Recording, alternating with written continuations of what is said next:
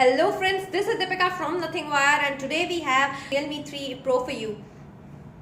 So in this video we'll see a quick unboxing and the first look of the Realme 3 Pro. So let's get started. So friends, this is the all new Realme 3 Pro in front of you. This kind of box packaging you'll get in the market. Let's just quickly unbox it. So there's another small box. Then there's the device Realme 3 Pro. Let's firstly explore what is here inside. So there's a Whoop charging, like a big charger, 5 volt 4 ampere inside the box. So that's a pretty good thing.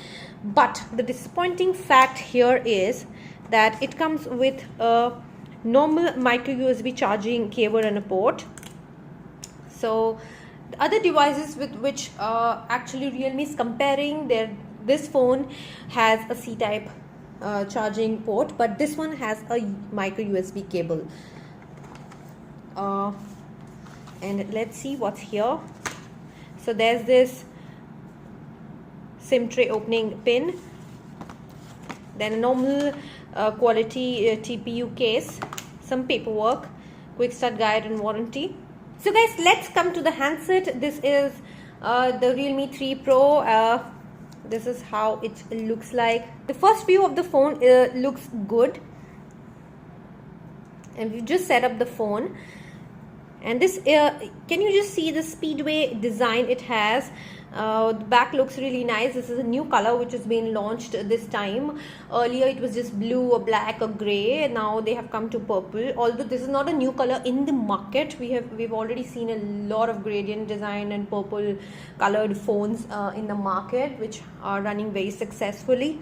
So now Realme has also come up with purple. Let's talk about the outlook, like the outer. Let's talk about the hardware quickly.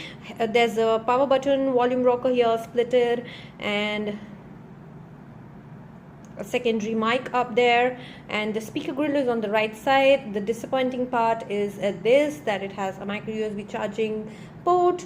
Then there is this mouthpiece and the C-type charging cable and the C-type charging port. At the back we have the fingerprint sensor. It also has face unlock, and in the linear position there is the setup of the camera, a dual cameras rear camera setup, and the Realme tagging. Let's just jump to the specs quickly. So talking about the screen and the size of the screen, it's 6.3 inches, a Dewdrop full screen display with a full HD plus resolution, 90.8 around screen to body ratio, and super thin bezels. Even the chin is quite thin, and all over the bezels are thin. The Dewdrop has the front camera and rightly placed. Also talking about the durability, it has a Corning Gorilla Glass 5 protection. One good thing which I want to highlight was this, that it has a triple SIM tray slot. So before moving further, let us just check this. So you can expand the storage section with the SD card slot, and it has dual VoLTE supporting SIM tray slot. Let's run through the settings. Okay, so clearly we can see that it has Color OS 6.0, and Realme says that it will be ad free. Let's see that what happens later. An Android version 9 Pie. Along with that, it has Snapdragon 710 AIE, that means artificial intelligence engine supporting. The engine is artificial intelligence based. With it has a 10 nm processor, octa core up to 2.2 gigahertz, and Adreno 616 GPU. Talking about the RAM and ROM combinations, there are two combinations which will be available. The current variant which I am reviewing is a 6 plus 128 GB variant, and there's another variant of a 4 GB combination as well. Battery is good enough, which is a 4045 mAh, that would last easily up to 1.5 days. On average usage it will last up to 1.5 days, but on a rigorous usage it will last just for 1 day. As I showed you in the box, it has a Whoop charger 3.0. The good thing is it comes inside the box. You don't have to buy it additionally.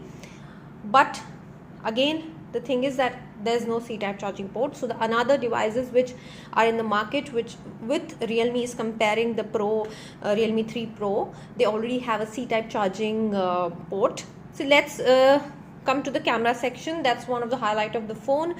It at the back, talking about the specs, it has a 16 megapixel of main sensor, Sony IMX519, and aperture of f1.8, 1.22 and 5 megapixel of secondary sensor, which is f2.4, and it has Spectra 250 ISP along with this LED flash.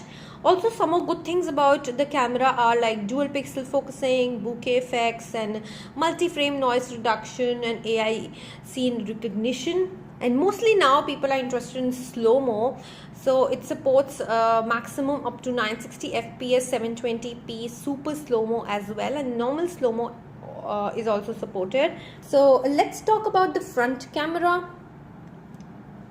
So this is how the front camera looks like. It is a 25 megapixel sensor, 1:2.8 sensor size, and 1.8 large pixels also.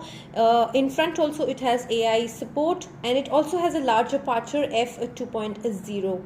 So overall the camera looks really decent. So in the beauty zone also you can do a lot of adjustments.